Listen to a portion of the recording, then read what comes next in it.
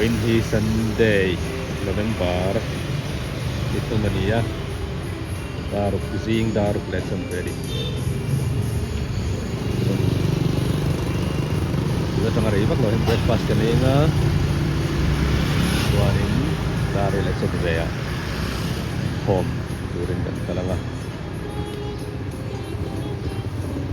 home na sumsang dia tengah ini kan saya baklan safe kan yam safe lo kan yam kat lawa security kami masih tong kan mga poi lo mai la kalai hi kan ken na hotel bul ania lai hianin bus station lian vak lo ma lai so kan ken na ania so ni lai khwa hi kholian vak lo tila city yan ti chu ni be ya ania suani napulu helai kuahi helai district capital lang minute som thum som li borvel e ko pui tang atlan chuan thing tlang khwa tribals kan han tiang chi nam tam tak om na ring tu bo chen te lom na te lom nia lo na te unrich people group kan han tiang chi na kani eat breakfast ani ya we don't from my Vietnam subway yang ni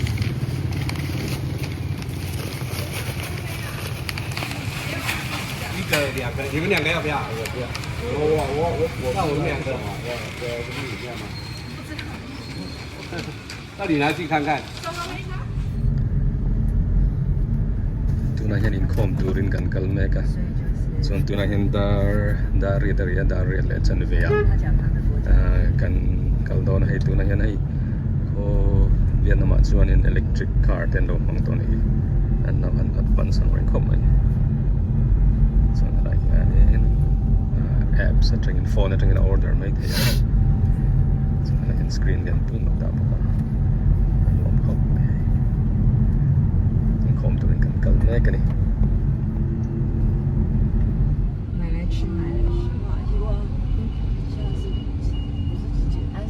全年都有。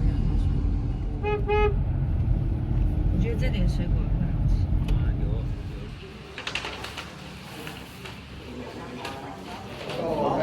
Để mình gác là thành sẽ Philip dọc đường ngày họ cùng được rằng người ta hỏi ta là ai tức rằng kẻ thì nói là Philip tiếp người thì nói là Eli kẻ đã nói là cái gì ngài hỏi nhưng rằng người thì nói ta là ai thưa rằng hay là Philip Đức Chúa Giêsu ở chưa ngài có ở đấy còn được thằng nói chưa哇，庄牧师会爱上这个类型，因为他最爱炼乳了。他喜欢几点啊？他是炼乳哦，咖啡是点缀哦，炼乳是最多的。tunahan Vietnam coffee 超级浓缩的咖啡，炼乳咖啡。cái này đó này cái này 好多。 ở đây có nhà bò sữa Long Thành mà 不浓不好喝。 đây vào quá hả? Bây giờ 哇，咱们 à 哇，超浓 là hơi 炼 nhiều 乳。 sữa đó nếu mà 所以早上我们太客气了。